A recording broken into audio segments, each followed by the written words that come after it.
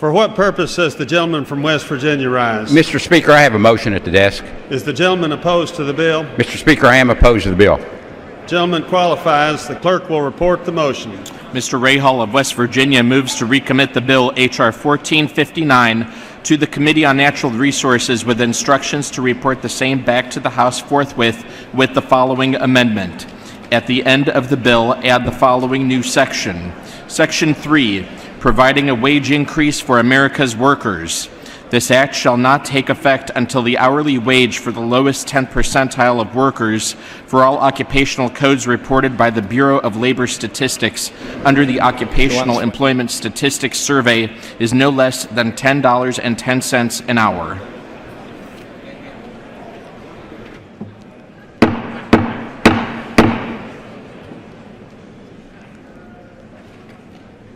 The gentleman from West Virginia is recognized for 5 minutes. Thank you, Mr. Speaker. Mr. Speaker, this is the final amendment to the bill. It will not kill the bill or send it back to committee. If the amendment is adopted, the bill will immediately proceed to final passage as amended. My amendment is quite simple. It raises the minimum. Gentleman is correct. The House is not in order. House will please come to order so we can proceed.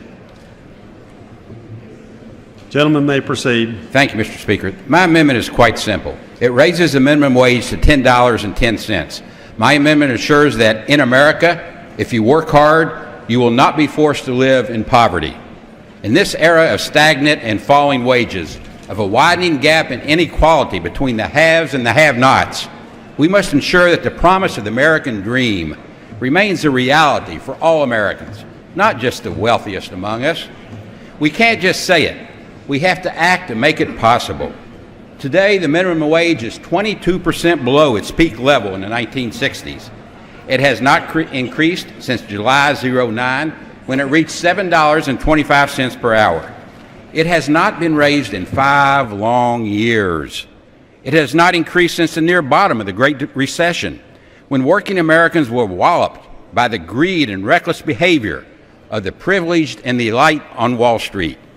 We like to think that if you work hard, if you earn calloused hands, you can raise to the heights of success in America. The reality is that by not raising the minimum wage, we are condoning, we are endorsing a pay cut for the very hard-working Americans that we speak about in such glowing terms whenever we talk about working our way, working your way up the ladder. Such doublespeak makes a mockery of the American dream. This is the House of the people, not the House of the 1%.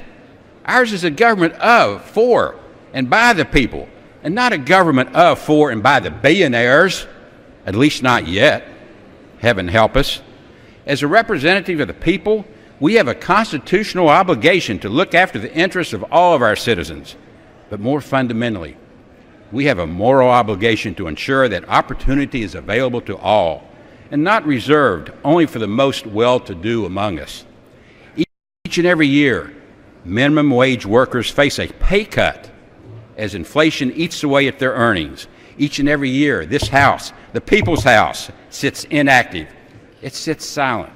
It sits shamefully mute. As the House of the people, we have a moral obligation to do what we can to help boost the paychecks of hardworking Americans. There should be outrage. There should be contempt for our inactivity on this issue.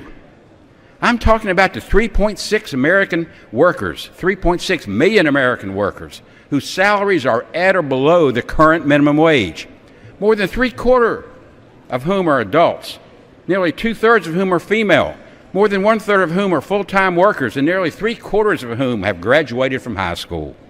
These are real people, Mr. Speaker, husbands, wives, fathers, mothers. Every day, they must make hard choices to provide for their families. Every day, they look to this body, this House of Representatives, the House of the people. They look to us for help.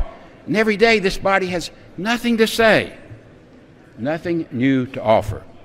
Introduced in 1938, the minimum wage has been increased 22 times by both Republican and Democratic Congresses.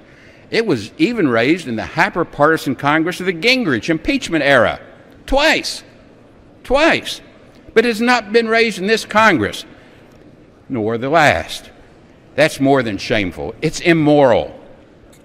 In running against the do-nothing Republican-controlled House of Representatives in 1948, Harry Truman spoke of the gluttons of privilege, of cold men, of cunning men who were curiously deaf to the voice of the people, but who also were curiously able to hear even the slightest whisper from big business.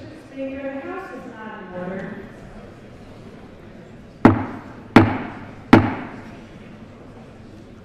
Here is a case where the government must be an advocate for the people and for the working men and women of this nation and for the forgotten man. As another great president once said, those at the bottom of the economic pyramid upon which everything else is built. Vague promises of hope are not sufficient. Economic excuses are not enough. We must act. And we must act now, and we can vote for this amendment to increase the minimum wage for the working men and women of this country. I yield back.